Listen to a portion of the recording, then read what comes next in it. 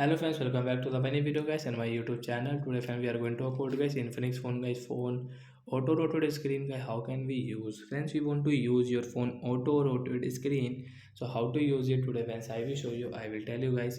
So friends, you will have to on guys your phone setting guys.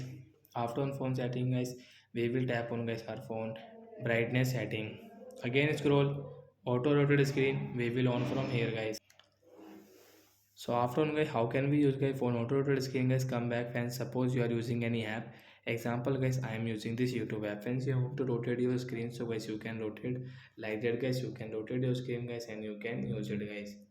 So once you can see screen will loaded automatic. So like that guys, you can on and you can use your auto screen setting guys. So that's it guys. Thanks for watching the video guys.